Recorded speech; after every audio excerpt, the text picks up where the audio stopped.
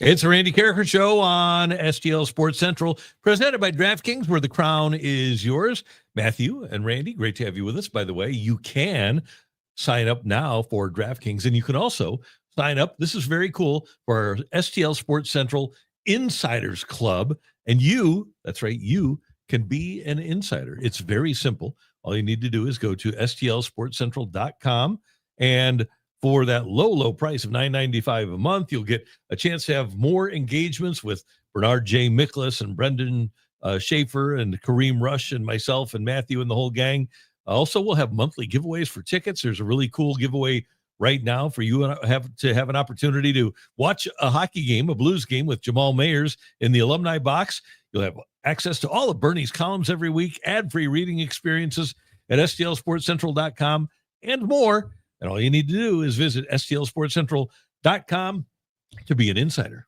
And I don't know, after today's news, as things are kind of progressing, I think it might be smart for everybody involved, because it's just going to be such good content to just put Brendan Schaefer's live reaction to the eventual Eli Drinkwitz news behind, that you have to be a subscriber to watch that, because personally, I think it's better for Brendan if it's just a special insider thing, if we all watch the live breakdown of a 30-year-old man react to another man taking a job somewhere else. I think that should be an insider thing that we all experience together, but I think that should be something we do all experience together over on the STL Sports Central Insiders. Eli Drinkwitz at his press conference previewing the Oklahoma game, talking about his job, saying, hey, he loves Columbia, but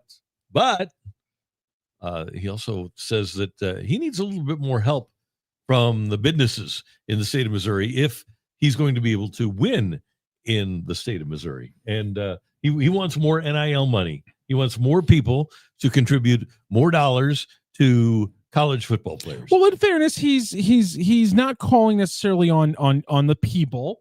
He's calling on the companies, to come up and put up or shut up. And we know if you're listening to the broadcast of the Missouri Tigers, there was a mention of Fortune 500s and the monies that they need to be giving to the program needing to be upped a little bit. But there were a lot of comments from Eli Drinkwitz today at his press conference, and we're going to run through a whole bunch of words from Eli Drinkwitz today, because he said a lot of things.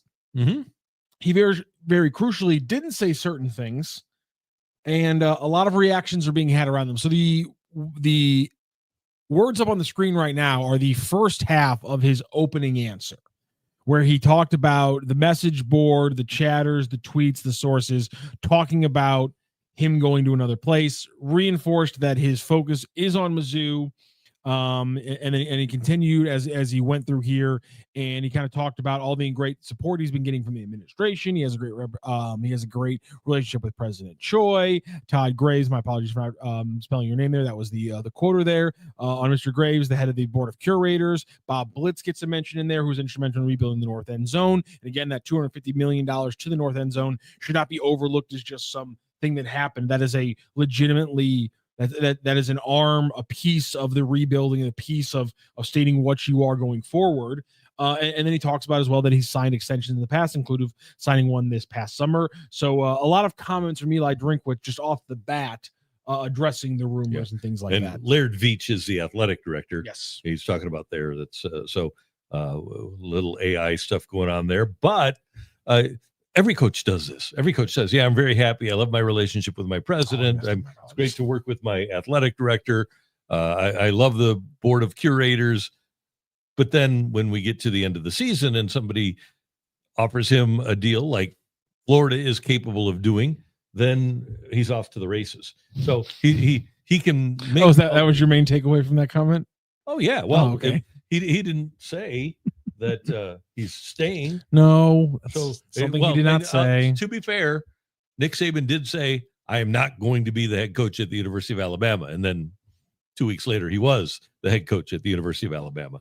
So I think that he's laying the groundwork here, right? One of the quotes, you want better results? You got to get better players. And we've got great players right now, but you can always use more. He wants more NIL money. And he made the comment last week to the play-by-play and color analyst on ABC that the Fortune 500 companies in the state of Missouri were not advertising in Faurot Field, And I'm guessing that he wants those Fortune 500 companies, and good luck finding those in Louisiana, by the way. He wants those Fortune 500 companies to participate more in name, image, and likeness. Yeah. And I don't know that CEOs take money for themselves and their stockholders. I don't think they're interested in paying a 19-year-old football player, to be honest. Okay, well, so here's the thing. And he addressed some of that in the quotes, because let's separate things, because he's comparing the Missouri money to everyone else and saying it's not enough. He's not comparing Missouri's Fortune 500 companies to Louisiana, because he's comparing Missouri's money to Louisiana, and the place where he says we can find the money is in Fortune 500, not in crazy ass boosters and things like that. So let's separate those two things. Let's start with this. How about if he lives in Columbia, Missouri? How about if he cuts his salary in half from $10 million a year to $5 million a year? How much would that be for NIL for players? $5 million. $5 million a year. That'd be pretty good. That'd help, wouldn't it? Does he need the other $5 million a year? Is he in that much debt? Does he have a $10 million home in Columbia? No, but he's just going to leave if your solution to we need more NIL money is we're going to pay Ulis as the head coach. What's wrong with that? He's definitely going to leave.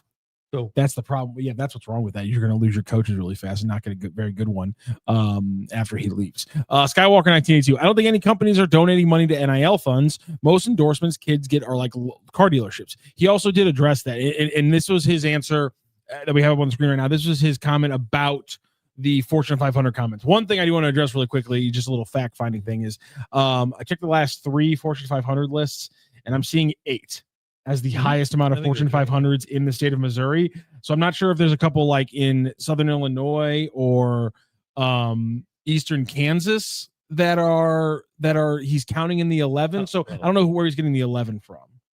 Well, I'm just wondering where he's getting 11 Fortune 500. Maybe he's counting Enterprises one. I don't know. So yeah, I'm not sure. Is Worldwide Technology on there? They aren't publicly held, are they? So maybe he's taking the revenues generated by family-owned companies or individually non-public companies and applying them as Fortune 500. I can grab the full list here in a moment. But he also said that is the 4th largest among the SEC. So he's pointing out that is a large number of Fortune 500 companies for the SEC. And he said we've got to continue to develop the relationship with those companies and get those companies to invest in our athletes. You know, we are the institution of this state, and we provide these companies with a lot of workers. So it would be awesome if we got to see some reciprocal investments in that. He went on to say, I'm not assigning blame to anybody. We're not pointing fingers at Fortune 500 companies. I'm just asking. If you're a Mizzou grad in that company and you're in charge of marketing, we would love to join in with some NIL opportunities for our student athletes, because that's the forefront. So, you know, if we want to get more and more opportunities for our student athletes, then that's something that we need to lean into. One thing he threw out there that I omitted in one of the ellipses, because I didn't think it was going to be a material part of this quote, but one of the comments here is him saying that part of the reason that this is important is because Fortune 500s have a obligation to shareholders. Because of that, NIL deals with Fortune 500 companies are never going to get turned down by the collective, because one of the collective's big thing is this company getting a actual return in value for this NIL deal? It's not just a show deal like the alleged like Kawhi Leonard deal with Aspiration over the Clippers. So Drinkwitz's point is exactly that because they have a historical and legal obligation to shareholders, their deals will get cleared through the collective. And he said that makes everything so much easier for everybody involved. That's actually one of the aspects of a deal with a Fortune 500 that to Drinkwitz, Fortune 500 companies are publicly owned. Yes. All of them. Yes. Okay. That's how it works. They generally, when they're publicly owned, are looking for return on investment. Right now, Mizzou is our state program. And it's a pretty high profile program. It's on national TV all the time. Do you know, or have you seen one Mizzou football player's name, image, likeness that has struck you that thought, oh, I associate him with that company? One, I know we had Luther Burden with the chips, right? But is there right now one Mizzou football player? And feel free to weigh in on the chat here. You can be private and be on the list, by the way. I didn't know that. Apparently you can't be a private company and be on the Fortune 500 list. Oh, okay. I wonder why Enterprise isn't then. Let me get the last Missouri Fortune 500 and double check that. Okay. But anyway, Continue. I can't think of any companies who have sponsored a Missouri player in name, image, and likeness where I thought. Now, granted, we saw Travis Hunter. He does the Nissan ads. He does the Heisman House, right? And we have seen in the past the Texas quarterback that's with the Dolphins now, Quinn Ewers. He did Dr. Pepper, I think. Mm-hmm. But and I'm not even talking national. I'm talking local. I'm trying to think. Any Bueller? Anyone? Do we have a Mizzou player that is doing NIL that is benefiting the company that he's getting money from? That is benefiting. Well, I think our friends who do the chips are probably doing pretty good business with those guys. Okay. By the way, just you want the 8 companies that are Fortune 500 in Missouri? Centene, which is Centene went to. If you aren't aware of it, they moved to Clayton, built 3 buildings, and now they're utilizing like 1. They've contracted significantly. Reinsurance of America. Okay. Emerson. And Emerson is contracted dramatically here. O'Reilly. O'Reilly Auto Parts. That's Springfield Mo. Edward Jones. I think they're involved with Mizzou. Gray Bar Electric. Okay, they advertise on all sports. They sponsor the Card Central 365 here on STL Sports Central. Yep. Post S, which is a food consumer product. Okay. And Corin, Maine, which is a wholesaler. Yeah, it's right here in Maryland Heights area. Those are the 8 Fortune 500 companies, and then I'm looking right now at the 2025 June updated list. Those are the 8 ones in Missouri. Okay. So again, there's one in the state of Kansas, by the way, if we're just trying to try to figure out his math. And that's Seaboard, which is food production there in Merriam, Kansas. And they're worth $9.1 billion. Yeah. Enterprise had revenue of $38 billion for fiscal 2024. I don't know why they're on the list. Yeah. They're on the list under anyone. There's not like they're under a different state. They're not on the Forbes 500 list. Enterprise. Yeah, for some reason. They're here. They all live here. That's the Taylors. They do everything for our town. So they are the soccer team, if you aren't aware of it. It's on here somewhere. So that's where their money is. So anyway, I'm sure that Eli, and I know Eli, he works it, man. When he comes into town, he meets with people. He asks for money. He has no shame in that regard. And that's great because that's what he has to do to try to get players and try to get more NIL money. And if the grass is going to be greener for him, then like he said, he's happy in Columbia. But if he can be happier by going to Florida or going to LSU or going to Auburn, he has to do what's best for him. There's an old saying out there, nobody loves you like you love you. And he needs to do what's best for he and his family. Skywalker says he's in Oklahoma and he sees OU players for local companies there.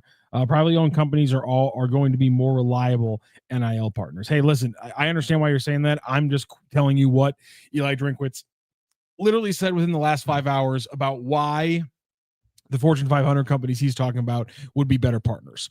One of the thing, this quote's a little bit long, but this one, in my opinion, was the biggest takeaway. Can I make one other quick point here before our biggest takeaway from the presser? My guess is, let's look at the SEC and see if we can find a school. And he's right. It is the state school, and it does deserve the attention of the state. But is there an SEC school that makes less of an impact in its state, and this is through no fault of Eli Drinkwitz, than the University of Missouri? Vanderbilt. Okay, that's a good one. A&M definitely bigger than Mizzou. The money that they draw and the people that are interested in Texas A&M football. I mean, when you think about, but they're not even the biggest football program in their state. I know it's a very big state. That doesn't make any difference. Okay, fair enough. I mean, we can't compare Texas A&M and their money to Mizzou and their money, can we? No, I believe when it was reported, Mizzou was dealing with like 43 million in NIL in a year, and Texas A&M was dealing with like 70 million. I think A&M might have the largest revenue in all of college sports. Let me check here. I think that's right. revenue, college athletics. But yeah, those were two schools that were both publicly. Yeah. Their amounts were listed, and they had a lot more. So the top three in the country: Ohio State 280 million, Texas 271 million, A&M 279 million. Oh, wow. So yeah, I would say that A&M makes a bigger impact in their state. My point is that this is not really a college sports state. Lex Luthor agrees with you. You've got the Chiefs, you've got the Royals, you've got the Cardinals, you've got the Blues, and now you've got soccer on both sides of the state too. Georgia, bigger in the state of Georgia than Mizzou is in Missouri. Ole Miss, that's all they got. Ole Miss and Mississippi State. Both bigger in Mississippi. So now we're taking shots for actually having cities with pro sports teams. I'm just saying that sucks. If you're going to, if you go to First Mississippi Bank and you're the Ole Miss, and you say, "Hey, we want you to invest in Ole Miss football," they say, "All right, we don't have anything else to compete with." Oh, Jesus! Right? There's plenty of money going around. I mean, Missouri is doing a better financial than all of the states in the SEC, except for let's take a big Florida company. and Texas. Okay, maybe you're in charge of Enterprise Holdings. Okay, oh, God. Put you in charge today. You got $1 billion. You're Andy Taylor. I'm not here right now. Okay, so here's the thing. Okay, so you have 4 meetings today. No, you only have 3 because you already own the soccer team. You're going to meet with the Cardinals, you're going to meet with the Blues, and you're going to meet with the University of Missouri football team. Okay. To advertise for all, each of them are going to make a pitch where your logo is going to be behind the coach on his banner when he has a press conference. You're going to have signage at the arena or the stadium, and you're going to be able to have partnerships where you get tickets from them and they get money from you and you get to participate and get access to players and stuff. Okay, rank in St. Louis, and you are Enterprise. You are in St. Louis. Rank Cardinals, Blues, Mizzou in terms of who you think the better investment and return on investment will be. I go Cardinals 1, and then there's a very large gap, and then I simply go where the wind blows on my decision between the next 2. So with the Blues, you have 82 games, 41 at home. You have a hardcore, passionate fan base that has been there for years. The fact that the building's named what it is kind of the fact that the building's named what it is does kind of shift my bias a little bit. If we're being honest, I'm going to go a little bit harder on the Blues than Mizzou because they play in the Enterprise Center. Any company in St. Louis or any company in Kansas City, let's say First State Bank of Kansas City, and you got the Chiefs, you got the Royals, you've got Mizzou, and you've got KU, because you're probably almost bound to have some KU people. You're there, right? Not in the marketing department though. That's where we own their ass. Oh, okay, good. So my point is this, and again, this is nothing that is the fault of the University of Missouri. I'm just saying that practically every other school in the conference, except for, to your point, Vanderbilt, probably has more juice going into corporate entities than Mizzou does. But Mizzou has more corporate entities than the majority of the SEC, which again, that's what Eli's point was. This is where our money exists. Our money, to your point, our money doesn't exist in old school boosters and tons of local businesses who are steeped in our history, because it's not there. They're steeped in Cardinals history because it's there, to your point.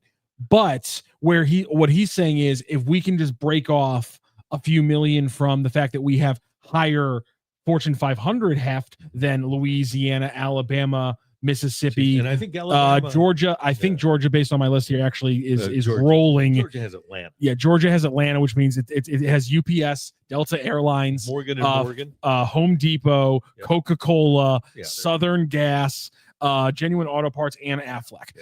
So Georgia's a different thing, but South Carolina, Tennessee, Kentucky, Arkansas, these are places that have the whole state. I know they have the whole damn state. They got bodies They got manpower. Right. There's no doubt about it. They got buying power, it butts in seats and all these things. And I think Alabama. But that's why Drink's saying this is where we can find our angle on some of these places. So, Georgia, Texas are it's a different ballpark. And I think Alabama's a global brand. I think anybody that any company that Nick Saban ever did a commercial for, you can probably go to them and say, hey, we'd like to get some NIL money, and you can probably get it. Now, that being said, if what he says is true, and if his coaching abilities are only what the money will buy, and Mizzou is into that, then he has no chance here. At some point, you're going to have to do what Gary Pinkel did, and you're going to have to get lesser players, coach them up, and try to be better that way.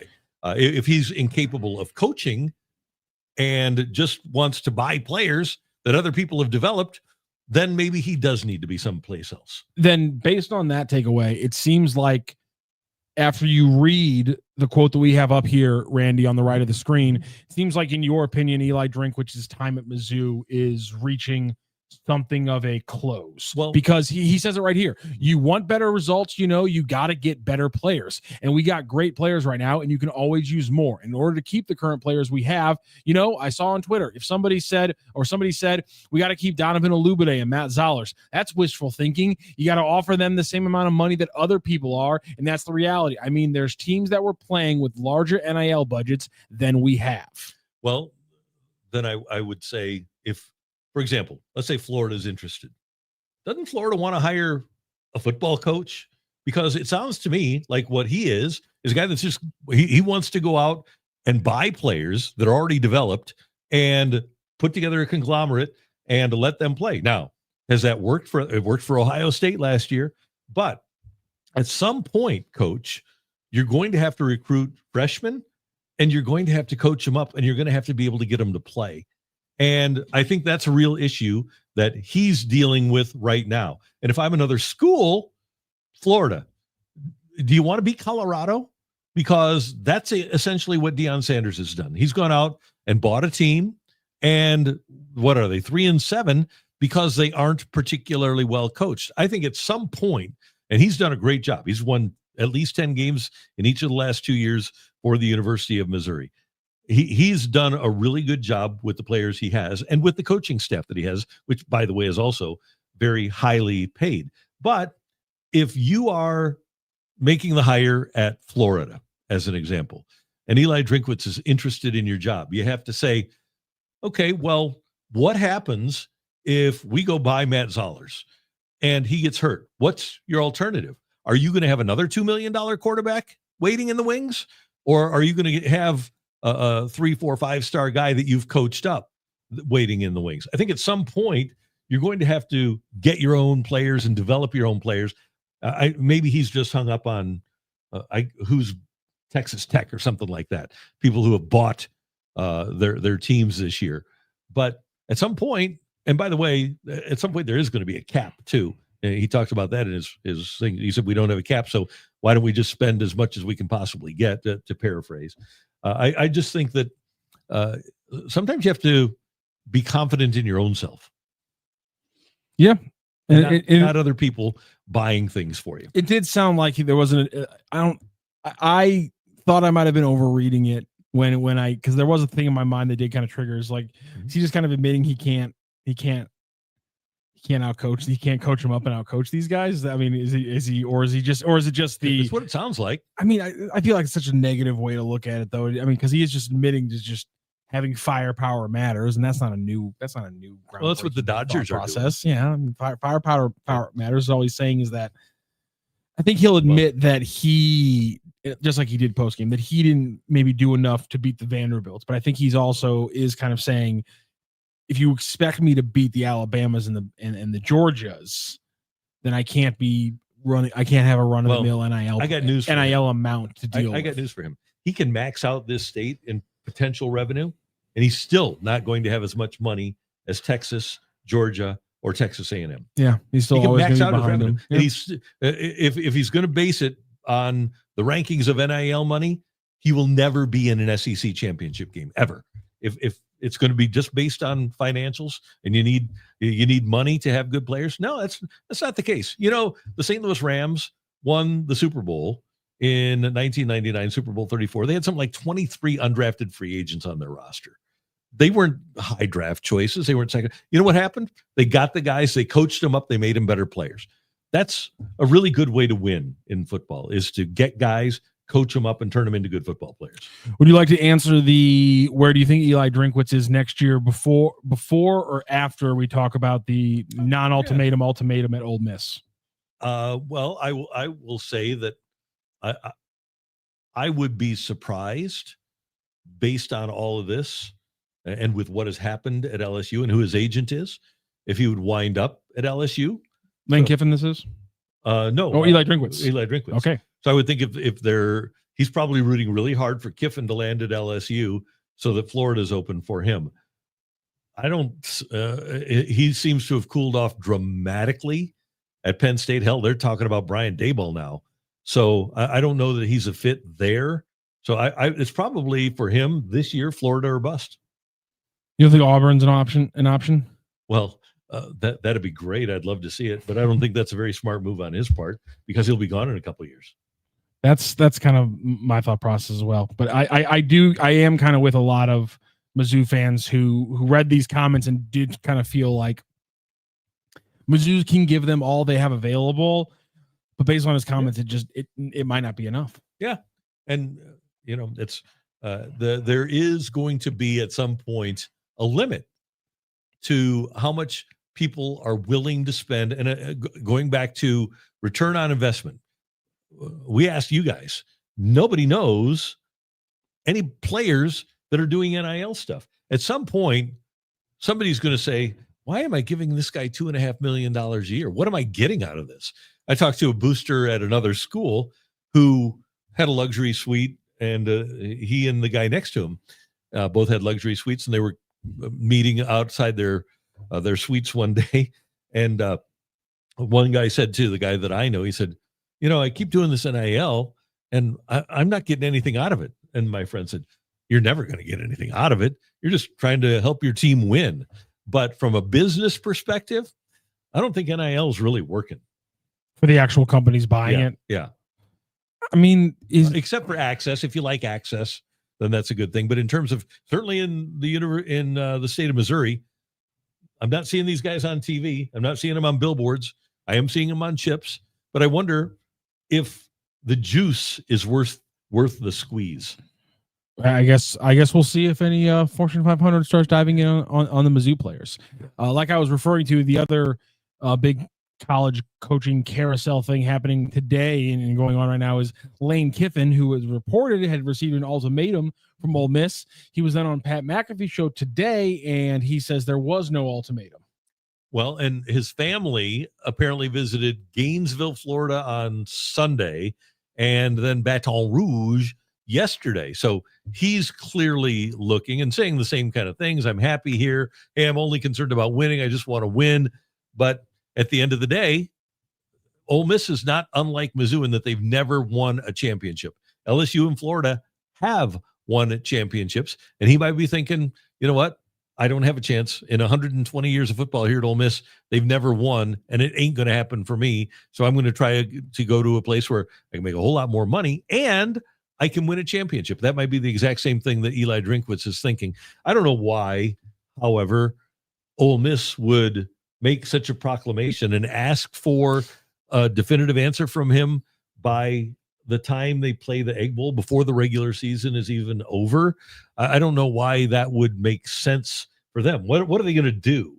If he hasn't made a decision by the 27th or the Egg Bowl on November 28th, are they going to get rid of him? Are they going to let him walk? What are they going to say? No, you know what? You didn't make a decision, so we're going to fire you on the 29th. I don't think that's going to happen. Yeah, it was the idea of an ultimatum just doesn't make sense. Yeah, and that's why I think maybe the game of telephone from the Ole Miss people to Stuart Mandel might have been a little bit some crossed wires in there, and that's why Lane Kiffin went on Pat McAfee to be like, well, it's not an ultimatum, because to your point, the leverage from Ole Miss's side doesn't really make sense to have an ultimatum. I still have some Drinkwitz like thoughts as to why it doesn't make sense for him to leave. We talked about it yesterday. You can be a god in that town. And I think that makes a lot of sense for Lane Kiffin. Brendan Schaefer, who again will have a special camera on over the next few weeks as the Eli Drinkwitz thing continues. He was saying that because he's been trolling people, he's been trolling the fan base with some quotes from a book on Twitter, and it seems like he's having too much fun to actually leave. I also think the rumors are a little bit odd because somebody said that one of his family members visited LSU, and like, what are the chances that's his daughter flying to LSU to hang out with her boyfriend? Well, they flew him in the LSU plane. Oh, well, yeah, okay. That's fine. Well, hey, he's a really good linebacker, and he really needed to see his girlfriend. Oh, there you go. That's all I'm saying. I just, I feel like we could find a conspiracy to cover up that flight pretty easily. The Gainesville one's a little odd when you're literally playing Florida in Mississippi that weekend. That definitely that one jumps out at a little bit of an oddity, but I don't know. Something tells me that he might be staying. I wouldn't be surprised. By the way, we do get a question, and I think it's a fair one from Ray Beiersdorf. If Drink does leave, who do you think would be a good option to replace him? The guy that hired Ryan Silverfield, the head coach at Memphis, is Mizzou Athletic Director Laird Veach. Yeah. So I would think that would be a sensible conclusion to come to. Veach 50-24 as a college head coach. He has actually upgraded the Memphis program, not just maintained it after Mike Norvell left, but upgraded that program. So I would think that Ryan Silverfield would be one of the names on Laird Veach's list. I feel like it would be Eric Morris at North Texas, and then if you can't get him, the fallback is your boy from Memphis. I think that makes a lot of sense for pretty much everybody involved. And then when you aren't able to keep Matt Zollers or maybe even Bo Perbula because other people are paying more money, it's fine because then Eric Morris comes over and he brings his little freshman quarterback Mestamaker alongside with him, and you say, hey, you want $200,000 to $1 million, don't you? We got that money for you. And Eric Morris, if you aren't aware of it, he helped develop Mahomes, right? Yep. Well, he had several others. Here's a point here from J.M. Jones. Success attracts capital investment. The season was our window. That window is rapidly closing. I don't care to speculate on this coaching carousel BS unless and until it is actively done. I'll say that. So that's fair, yeah, but I think so. But success attracts capital investment. I don't think, to Randy's point, you look across these places in the South and people will spend a lot of money to watch their football team be good, but it's a different thing when you go from just personal boosters to a company you have to convince is pulling value out of their investment. Mm-hmm. Yeah. By the way, Eric Morris, you mentioned, is the North Texas coach. He's been there since 2023, coached under Mike Leach, coached under Cliff Kingsbury. He worked with Patrick Mahomes. He also worked with Cam Ward. And so, and obviously this year has his, what's the name of his guy again? His quarterback, Mestamaker. Yeah, Mestamaker. He's been kind of a quarterback whisperer. Mm-hmm. So that's a guy that a lot of people are enamored with at the moment because he's an offensive quarterback guru. Casey has American Century Mutual Funds, which is a $300 million company. They can donate. There are others as well. Craig Lewis is commenting on my comment that little brother is still small time comparatively. Do you remember a couple of months just ago? The list, maybe not even it's not even like a opinion. It's just 7 Fortune 500 companies in St. Louis and one in Kansas. Un poquito.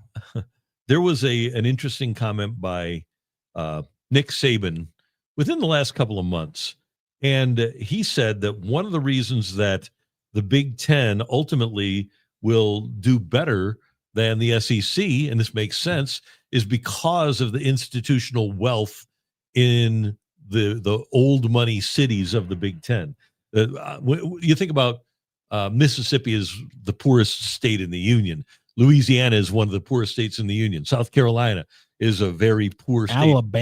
Alabama is another very poor Arkansas. State. Yeah, so there's not an awful lot of institutional wealth compared to what you have in Cincinnati and Cleveland and Columbus, for that matter, which is the biggest city in Ohio.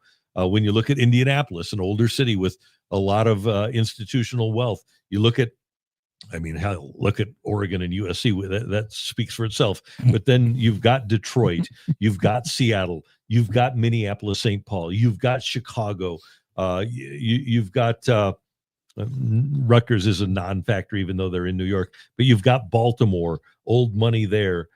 You've got Philly, you've got Madison, Wisconsin. You've got. I know it doesn't count as Big Ten, but you just have like Catholics who obligatorily donate to Notre Dame. There you go. So I thought that was an interesting point by Saban, It's fair. The institutional wealth in the upper Midwest and East will at some point trump anything that they're willing to invest in, because there's just more money in Big Ten cities than there is in SEC cities. Except for Texas and Texas A&M. Right. Yeah. Because oil money money trumps all. Yeah, it does. His basic theory is that over the long haul, the next 20 years, LSU and Bama are going to get essentially subsumed by Michigan and Ohio State completely and totally. Yeah, I would think so. And maybe it's happening now. I mean, who's won the last 2 national championships? It's not a crazy theory. It's all economics, and that's where the power is. You're right. And Samuel House says, according to Randy Karraker, it looks like the North wins again. Wow. And ironically enough, you know what's going to give the North the win? Industry. How about that? History doesn't repeat itself, but it rhymes.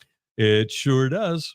Hey, Missouri, big news. It's almost your turn to get in the game, because you can sign up for DraftKings Sportsbook now, and it's coming to the Show Me State on December 1st. Soon, you'll get fast payouts when you win, a safe and secure app that's easy to use, and promos that keep the action going all season long. No wonder it's America's top-rated sportsbook app. The countdown is on. New customers can sign up right now and score $300 in bonus bets on launch day. Download the DraftKings Sportsbook app and use code STL Sports. New Missouri customers, sign up today and score $300 in bonus bets once we're live. Don't forget to use that code right there on your screen, STL Sports. The crown is yours in partnership with DraftKings Sportsbook. Gambling problem? Call 1-800-GAMBLER. 21 and over. Physically present in Missouri. Eligibility and restrictions apply. Subject to regulatory licensing requirements. Bonus bets are non-withdrawable and expire 7 days after issuance. For additional terms and responsible gaming resources, see sportsbook.draftkings.com/promos. All right, one more thing about the Eli Drinkwitz comments. And I always appreciate when somebody is honest and tells the truth. I always appreciated that from any coach or manager. That being said, I wonder how many people will read these quotes and say, that's kind of unseemly. That is that's not a great comment to make. Maybe people that don't understand the realities of college sports right now. Yeah, I haven't seen that yet. Yeah. I wonder if, especially the people that he's kind of backing into a corner, trying to guilt trip, I wonder if they'll say, yeah, it's that is not the kind of comment that I really agree with. To your point, are you referring to potentially, there being some suits at these companies who, as you and Lex Luthor both say, St. Louis people who never got into the college level, they're wash shoe guys or something like that, or UMSL or something along those lines, never were big college football people, and they see this as kind of like a weird, garish thing to do. Yeah. Yeah. And again, hurting himself more than he's helping himself on this one. With the big money people, that could be the case. I would think that there are those out there that would look at these comments. You're telling me St. Louis Country Club isn't a big Mizzou football place? I'll tell you this. If Civic Progress were still a thing, those guys would be going bananas too. Really? Oh, yeah. Okay, so you know a lot about that. You obviously reported a ton on Civic Progress. Please, I'm fascinated by this right now. Please break down why you think and what you think their reaction would have been to this. So Civic Progress was a group of, and when St. Louis was rolling, even into the 80s, really powerful group of gentlemen who were the CEOs of the biggest companies. It was a different group of biggest companies then. You had Chuck Knight from Emerson. You had the leaders of General Dynamics. You had the Boatman's Bank people. You had all of the biggest companies in St. Louis, and they thought that they were all powerful. This is a group of people that decided, you know what, it's fine if Bill Bidwell leaves because we'll just get another damn NFL team. And they actually did have an expansion team. And then they obviously spent through the wazoo to go get the Rams. They did have that sort of power. But here's the thing.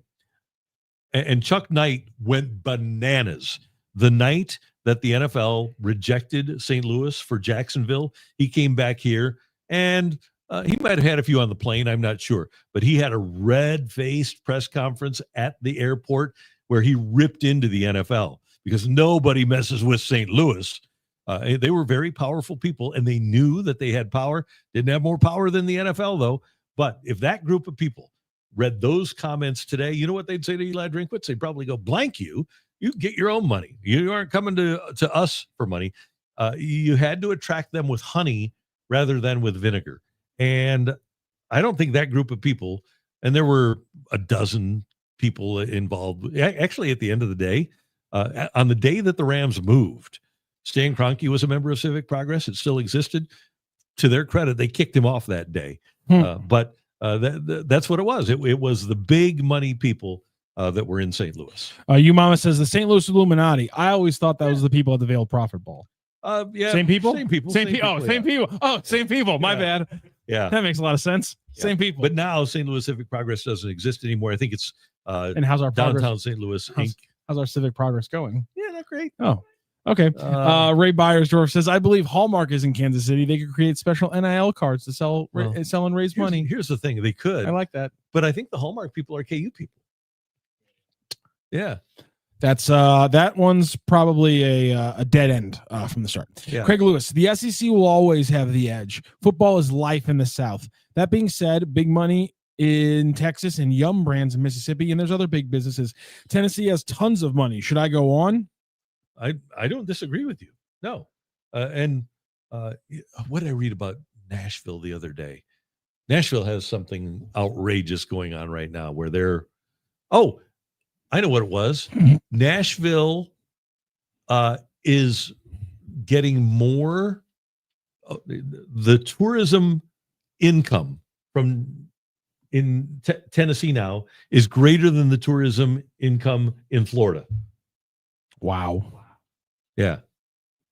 So, Tennessee's got money. Yeah. Craig Lewis, he said, should I keep going? I said, you can keep going, Craig. I'm going to pull up state GDPs though. He said, it's not GDP. It's a bunch of money tied up in a few big businesses. I think Randy's point, and I think Saban's point overall was just that there's a lot more money available. There's a lot more money just circulating around across better economies in these northern states compared to these other ones. But to your point earlier, some of those, the difference here is that in all those northern states where you'd think, well, all the pro money's going to steal it. The problem is they're all legacy freaking brands. Yeah. Michigan, Ohio State. These are legacy brands. They're never, Notre Dame. These are legacy brands that are always going to, if there's money in Indiana, Notre Dame's going to get it. If there's money available in Ohio State's going to pick it off. If there's money available in Michigan, Michigan's going to get it. And there's always money available in Chicago. Any money that doesn't somehow leak its way into Northwestern is going to get bled out by Notre Dame, Illinois, Michigan, Illinois, so on and so forth. Yeah. So it's going to be a very difficult hill to climb for Eli Drinkwitz. Did STL Civic Progress exist when the Hawks left for Atlanta in '68? Or were they fine with them leaving for quote unquote reasons? I think they might have been. I think you guys got to go back to the Veiled Prophet joke to figure that one out. Yeah. So, yeah. They, by the way, they did a lot of great things in their time for St. Louis, but they also, I think they just kind of got, they felt like they were bigger than they really were. I did publicly admit yesterday on the air that I would happily trade either the soccer team or the hockey team for an NBA team. Being selfish, I know, but I would do it in a heartbeat with either one of them. Yeah, I would want to keep in general. I know a lot of people aren't going to agree with me on the hockey team one. I know. Yeah. They thought they were surprised when they said I would trade the soccer team for a basketball team. I was like, guys, listen, I love St. Louis City. I love covering a soccer team, but this is not a hard decision. The NBA is great. The NBA is incredible. But if you go to a place where there is an NBA team, if you go to an NBA game, what's really interesting is that the first 3.5 quarters literally don't matter. But it is interesting to see the athleticism of these big people. By the way, I was thinking about this today. When you go back and you look at a guy like Yao Ming, or you look at a guy like Ralph Sampson or George Muresan, should and I think they should be. Should the Spurs be concerned about the long-term durability of Victor Wembanyama? Yes, and that's why they're shutting him down for as long as they're going to shut him down for this injury. Yeah, 3 weeks for a yes, yeah. There's no way if this was a 6'4" guard, he'd be out on this injury for 3 weeks. There's actually, I think Steve Kerr was talking about. I know people bitch about management. What's the word I'm looking for? The management, the time management in load NBA. management. Thank you, load management. But because of the style of the NBA that they've been playing over the last 10 years, they're now getting numbers where players are running hundreds of miles more per season than they used to. And so they have less time between games now than they used to. And so while people bitch about load management, things like now, they're doing it because they're worried that guys' careers, as health is getting better, we're seeing guys like LeBron James play longer. They're worried there's actually going to be something 10 years down the road where guys are actually dealing with shortened careers because there's so much more running in the pace and space era than there ever has been. Yeah. And LeBron's playing his first game tonight, by the way. Yes, he has more possessions than, we're 10 years ago, it was fun because the NBA was scoring more, but was playing with less possessions than like the 60s, like Celtics, who just were running gun all day long. But now the NBA is scoring more, hitting more shots at a higher level, and playing with more possessions than the 60s Celtics and things like that. It's incredible how fast the game is. It's nuts. A couple of other quick notes for you. The Cardinals are headed to the winter meetings in mid-December. Winter meetings in Orlando this year. And evidently, they did lay a lot of groundwork for possible trades last week. It wasn't just teams being interested in their guys, but Chaim Bloom and his staff were working it last week, and there were people spread out throughout the facility in Vegas, and they were allowing their guys, and this is a great thing, allowing their people to talk to other team scouts just to get a lay of the land and find out what's out there. That doesn't always happen in Major League Baseball. Sometimes it's got to be the POBO or the general managers talking to the other POBO or general manager. It seems like there's going to be just a real desire for information. Hey, what'd you hear out there today? What'd you hear out there today? Hey, what about this? I think that there is a thirst for information on the part of the Cardinals. Okay, either baseball is simply just still so much more buttoned up and stoic than every other sport on the planet, or they've simply been lying to us for years about how reserved these meetings are. Because in the last year, I've been exposed to the soccer world, where there apparently is simply just like an online database where teams go, yeah, we're okay with selling this player. Here's what we want for him. And now I've been told, based on reporting around Doug Armstrong, that there's a text message with all the GMs on it where they go, yeah, I'm cool with trading these guys. Who wants him? What do you guys got available for me? So I feel like it doesn't matter that these guys aren't having apparently open conversations on the floor of these past GM meetings. They've been having conversations in the text messages during these meetings for years, but Randy. Not everybody. Like, you don't have a pro scout that you hired 2 months ago that knows people from another organization texting somebody every single day. That's true. And so you meet out, and this so is much more reporting. A deal has been made this way before. One scout runs into an old friend, another scout for another team, and said, hey, I heard we might make a deal. And I said, yeah. And then the scouts go back to their general managers. They literally met at the elevator, go back to their general managers, and the general managers both say, well, yeah, that'd be a good idea. And so a deal was made. To you, Mama's point, apparently, yes. When the Blues were sucking in 2018, 2019, before they went on the run, apparently Doug Armstrong dumped into what is an NHL GM's group chat and pretty much told everyone, fire sale coming, who wants in? That is apparently a thing. All these years we've thought it's clandestine, it's dark and secret, and you're making one phone call. It's Billy Bean and Moneyball. That's how it works. No. It's hey, who wants my table scraps? That's all it is. It's ridiculous, and it's insane. But to your point, the amount of reporting we got coming out of the GM meetings was so much more than I expected. Yeah. Bottom line, there's no doubt about that. And people are willing to talk, and I think some of the some of the inherent concerns, maybe paranoia that the previous Cardinal front office had. I don't think that those necessarily exist now. A couple of things. First of all, Lex Luthor says in 20 years, GMs will have Discord lobbies together. I can almost guarantee you right now that there's at least one organization on this planet who uses Discord to chat between GMs. I can almost guarantee it. One thing that jumped out to me, less because we'll get into some of the player specifics of Jeff Passan's kind of offseason primer from today. Jim Bowden also had one in The Athletic a couple of days ago as well. Both of them, though, had takeaways at the opening of these articles, which I thought was odd, which is they basically both said, and I'm paraphrasing from Passan's opening, but I'm quoting directly from Jim Bowden's opening, which is they are basically expecting this winter to be business as usual, a normal offseason that isn't going to be affected by the looming lockout or strike that's coming. And by the way, while we're talking about writers doing a really good job, Evan Drellich just did a really good piece about the dangers of what losing regular season games could do to Major League Baseball. You and I talked about that a couple weeks ago on this show about you lose a season like the NHL did. How does it kill the momentum of everything baseball's done with getting fans back in buildings and things like that? Yeah. So Evan Drellich is talking about it like it is almost a guarantee that it's happening. And yet both Passan and Bowden, who are finger on the pulse from this GM meeting, are claiming Major League Baseball teams aren't going to let it affect this winter, which frankly is a shocking conclusion in my opinion.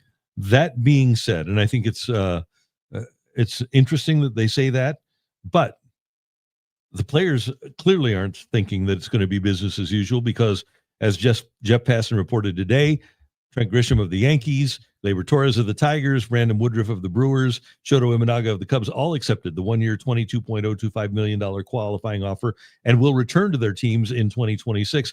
That is not something that historically has happened. Teams or players generally want to get into free agency and see what's out there. So for 4 players, and how many players before this total had accepted the QOs in history? It's probably right around 4. But I think the players are thinking that there's not going to be that long-term contract out there. That's 18 players prior to this season. 18 players total had accepted qualifying offers, going back to a system that was implemented in 2012. So we're talking about this being the 13th year of qualifying offers. And to your point, 18 across 13 years, so an average of about 1 point whatever per year. And we're looking at, like you said, 4 taking it up this year. Yeah. So the 18 of 157. The 4 this year make it 18. Oh, make it 18. It was My apologies. 14 this year with Woodruff, Imanaga, Grisham, and Torres. So we're talking about 14 across the previous 13 years. Nick Martinez, Jock Peterson did with the Giants. Martin Perez did with the Rangers. Got a couple of others. Brandon Belt did with the Giants in 21. You had Kevin Gossman with the Giants in 2020. He wound up getting big money a year later. Marcus Stroman did with the Mets. Smart move. That was, by the way, the COVID year, 2020. Jose Abreu with the White Sox in 2019 turned out to be a pretty good move on his part. Jake Odorizzi, Highland, Illinois, I believe, or Illinois guy, Jake Odorizzi. In 2019, Hyunjin Ryu from the Doyers in 2018, Jeremy Hellickson of the Phillies in 2016, Neil Walker of the Mets in 2016, Brett Anderson of the Dodgers in 2015, Colby Rasmus, I think he was the first in 2015, right? Fairly average. Or no, Matt Wieters with the Orioles was the first. So for the first couple of years, you didn't have any, and then you had these guys. But let's see, never more than never as many as 4 in a season. Jake Odorizzi, home of the Timmermans, Breeze, Illinois. Breeze, Illinois. There you go. So anyway, I find it interesting that those players, and maybe Gleyber Torres thought, you know what, I'm not going to do any better. Maybe Brandon Woodruff knows that he can't pass somebody's physical. I don't know. Grisham had a career year. He might want to have a prove it, or maybe he knows, hey, that's the best year I'm ever going to have. I'm going to take advantage of the 22 mil. So I don't know, but it's interesting that those have happened. And you see it as a red flag, though, that it's not going to be a normal winter. Well, I think for probably the bottom level guys, it's not. For the top level guys that Scott Boras is talking about, it's going to be fine. And Scott Boras, let's see, Passan had in his piece, there were 3 Scott Boras pitchers or players that will get big money. Kyle Tucker will get big money. The Boris guys this year are Bregman, Pete Alonso, who both were there last year, and then who is his third? He has three. Bellinger. Oh yeah, Cody Bellinger. There you go. So, and Bellinger sat out for a long time before he got a deal with the Yankees last year. So it's interesting. He's got those three guys that are all back in 2025. So anyway, that's where we are. Do you like complaining about Eli? Or do you like me complaining about Eli Drinkwitz? I was surprised by that a little bit. I didn't see that coming. I'm not surprised. I really like your insight on the business as usual thing, because I honestly expect this to be like 2019, where the best player, the big names, don't sign until mid-February, and then everyone else kind of follows, and it's just this really held back and restricted market. And so the fact that we already had Naylor, and I think tomorrow's show we're going to have to dive into just the sad reality that is where the Cardinals stand now in baseball, because Passan's big lead was breaking down that the Pirates apparently were willing to offer Josh Naylor the biggest offer in free agency Pirates history. They're also talking about potentially giving their 19-year-old phenom a shot at the opening day roster. And I feel like there's going to be some Cardinals fans who read that by Jeff Passan and go, you're telling me that the Pirates have a brighter outlook than what we have right now outside of Paul Skeens? Yeah, that's dark. I think that would be my question is, who is the Cardinals' Paul Skeens? They don't have one. Yeah. JJ Weatherholt might be that. Yeah, if you run down every major league team, you could have the Cardinals and maybe the Rockies as the two franchises that don't have a single great player on their roster. Even the Marlins have Sandy Alcantara, who's great. The Cardinals don't have a great pitcher, don't have a great position player. They have a long way to go. There's no reason for the Cardinals to go give what Naylor get 93 and a half or something. Yep. There's no reason for the Cardinals to give anybody a $93.5 million contract, because even if you go get one player, and Naylor's a really good player, not a great player, okay? Really good. But what difference is it going to make if you get one guy? It won't make a difference, but the Cardinals fans reading that and going through that entire incredible piece by Passan and reading every other team in the Central being connected to at least one big name prospect. The Reds were at some point connected to a couple hitters. The Cubs are connected to people all around. Obviously, the Pirates led off the piece, and of course, the Brewers are the Brewers. Only one team in the NL Central didn't get mentioned as a potential signing place for a big bat or a big pitcher. The Cardinals were mentioned in there, but it was entirely about them potentially trading all of their big bats and big pitchers. And so it's a reality, but just every kind of piece we go through, everything where the outside of St. Louis media is talking about the Cardinals, I think is a little bit of dose of necessary perspective and reality about the Cardinals right now, which is it's where they are. You are at the bottom of the barrel and you got to start climbing back up. It just happens to suck that it's happening when every other team in St. Louis also sucks. In my opinion, and I don't disagree with this philosophy, it's foolish to spend money on players that aren't going to help you win. The Cardinal philosophy, when they went out and they acquired people like Scott Rowland or Matt Holliday, was, okay, we've got kids and we want to supplement our kids with good, solid veteran players. And because you can't build a team like you did in 2000 when the Cardinals went out and rebuilt up the middle that we've talked about a million times. So doesn't it make more sense to have the kids developed and then supplement? It's kind of like the sensible philosophy. What's the point of drafting a quarterback with the first pick in the draft when you don't have an offensive line? You know, you're building backwards, and it's not going to help anybody on your team. Let's say the Cardinals would go. By the way, that's a great sustainability thing, because like it might work. You might pop like the Bengals did, but clearly there are infrastructural problems that are going to probably limit you to one pop, and then everything's going to fall apart. Because that's what the Bengals said, we'll get Joe Burrow, and then we'll get him a wide receiver, and we'll ignore the offensive line, and we'll ignore the defense. And the team crumbled around them. And I feel like that's the worry here if the Cardinals try this too fast. To your point, JJ Weatherholt and Liam Doyle have to be given the chance to become your stars. Yep. Yeah. Or else none of this matters. Right. And then just build around those guys.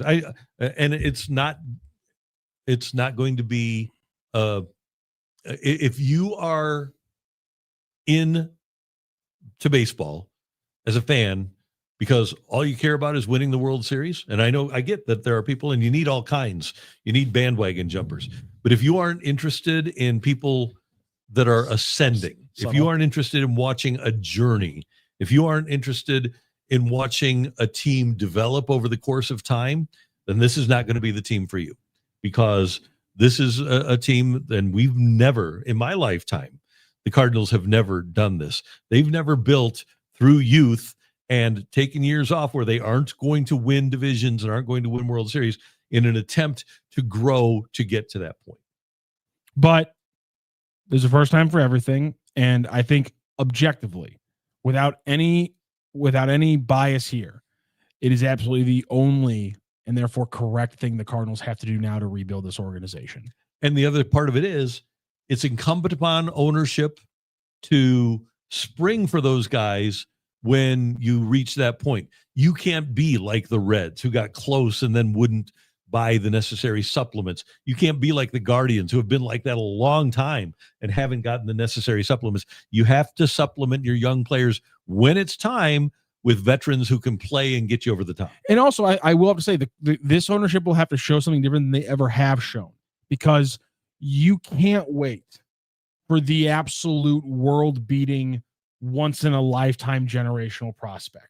No, you can't just be looking to augment a roster with Albert Pujols or Paul Skeens, because the Pirates are screwing up here, because the Josh Naylor contract, they shouldn't have just been offering a $90 million plus contract for the first time because they're scared shitless that Paul Skeens is not going to be here in a few years, because that's why they're offering Josh Naylor that contract. And so you can't be, and so if both Liam Doyle and JJ Weatherholt are all-stars but not superstars, their expectation should still be, though, that after they hit 26, 27, this team augments them with more talent. No doubt. And that's the big mistake they can't let, is that they can't tell themselves, well, JJ Weatherholt's not Albert Pujols, but Liam Doyle isn't even better than Chris Carpenter. We don't have the superstars. No. If these guys do produce, to your point, they got to put up or shut up. Yeah. And a franchise like Pittsburgh, maybe even a franchise like the Cardinals, they might be counting on more pronounced revenue sharing and salary structure that brings cost certainty to the payroll. They might be thinking, okay, we're going to vote for a lockout in 27 so that we can get cost certainty. And we don't want to have a situation where, well, in the Pirates situation, we want to have this guy, but we also know that we're going to be able to keep Paul Skeens too. And hey, I like how talkative Bloom is with 2 quotes. I believe he was the most quoted by name baseball executive in that Passan deal. I think him and like 2 other guys had multiple quotes, and that was it. Everyone else was unanimous or could not be quoted because they couldn't say it behind closed doors or whatever. Jeremy Hodge, hi. He said, hi, guys. So Jeremy Hodge, hi to you. We're on every day at 3:00 on the Randy Karraker Show, or 3:04 sometimes, you know. Not every day. I shouldn't say that, because I have my Bernie recorded interview every Friday. It drops at about what time does it? Usually around 10 o'clock. 10 o'clock. We just have fun on Fridays. Fridays is a different thing. Fridays is a day for us to throw out some segments and do some different things. Yeah. You guys have been killing it with all the hot stove chats. You guys have been killing it, the listeners, by the way. You guys have been watching everything. You've been clicking on our stuff, and we absolutely love that. Your support is why we're able to be here. And you guys have been killing it in the comments, not the live comments, but the after comments that I can read, and I read afterwards. So I think this Friday we might have to do a Randy reacts to the comments, because the reaction to the Burleson and Herrera being off limits, all the Brendan Donovan stuff, our conversation yesterday about how far in the future do you look with the pitcher trade versus how much do you balance the now versus the future. A lot of great comments, and so I think we might do a Randy reacts to the comments on Friday, because again, Friday allows us to have a little fun, change things up. It does, and killing it not in a last chance you way, but just in my God, Randy, in terms of quality comments. Randy, that's in that horrible. Style. That one wasn't even clever. It wasn't. You're smiling. That's because that one I never that one I didn't see. No, I'm not going to say that. Neither did he. Yeah, damn it to hell. I knew I stepped right into it. Son of a bitch. I stepped right into it and let it happen. God, Hey, that's my own fault. That one's on me. The best humor, the best humor is uncomfortable, I think. So, did you ever hear? So you know Anthony Jeselnik, right? Yes, I do. I'm a big fan of Anthony Jeselnik. He's very funny. So if you find him on YouTube, just find Anthony Jeselnik. But one of his jokes is, my mom should have been on one of those planes on 9/11. I think.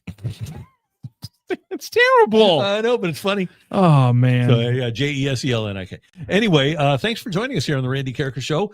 And we love being with you here at STL Sports Central. Don't forget to join the Insiders Club. Just go to stlsportscentral.com and you can check it out. There you see the prices. Bernie and I are going to do chats. Brendan Schaefer is going to have he's going to have a Brendan cam for when Drink leaves. Yes, I think we have to do that. Yes, and then all that access to Bernie's columns each week and everything. So it'll be cool. We're presented by DraftKings, where the crown is yours, and we will see you tomorrow at 3:04. So long, everybody.